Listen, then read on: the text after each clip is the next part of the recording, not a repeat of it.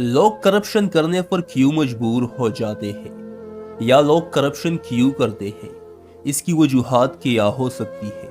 तो आइए करप्शन की वजूहात जानते हैं। नंबर 1, कोई भी माशरा जहां जिंदगी मुश्किल होती जाए वहां भी ईमानी फरोग पाती है। करप्शन के बहुत से रास्ते खुल जाते हैं, हर दूसरा शहरी करप्ट हो जाता है। इस मुश्किल जिंदगी के नतीजे में रिश्वत और हक तलफी का बाजार गर्म हो जाता है। सरकारी व नीम सरकारी और प्राइवेट इदारों में मौजूद हर दूसरा शहरी जेब काटने के अमल में मसरूफ हो जाता है। नंबर 2, जब आमदन कम हो और अखराजात ज्यादा हो तो फिर इंसान ना चाहते हुए भी गलत रास्ते पर चल पड़ता है।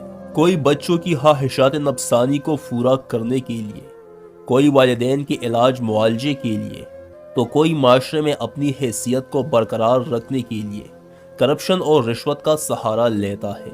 नंबर 3, इस नासूर करप्शन की वजह चीज़ों का आम आदमी की पहुंच से दूर होना है। इस मुसीबत की वजह आम आदमी के वसाइल कम होना है। इस दलालत की वजह फ्रॉड और धोखा है जो एक आम आदमी दूसरे आम आदमी को देते हैं। इस करप्शन की वजह अशियाए ज़रूरत की कीमतें मजदूर की दिहाड़ी और तनख्वाह से ज़्यादा होना है। नंबर 4, जब लोगों के नापने का पैमाना शराफत के बजाय दौलत और पैसा हो तो उस माशरे में करप्शन एक आम सी बात बन जाती है। वहाँ पर लोग फिर दूसरे के हक को अपना हक और खुशकिस्मती समझते हैं। नंबर 5, इस करप्शन की वजह लोगों के दिलों में अल्लाह का खौफ नहीं है।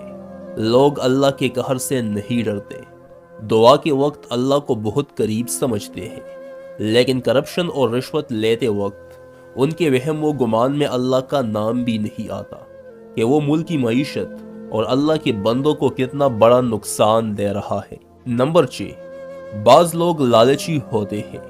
वो सिर्फ पैसे कमाना चाहते हैं, चाहे वो पैसे हराम तरीके से आए। इस चीज़ से उनका कोई सरोकार नहीं। ऐसे मलऊन लोगों को पता नहीं कि वो दूसरे के साथ कितनी बड़ी ज्यादती कर रहा है। तो हसरत में लालच का पाया जाना ये भी करप्शन की वजूहात में शामिल है। अल्लाह हम सबको नेक रास्ते पर चलने की तौफीक अता फरमाए। आमीन।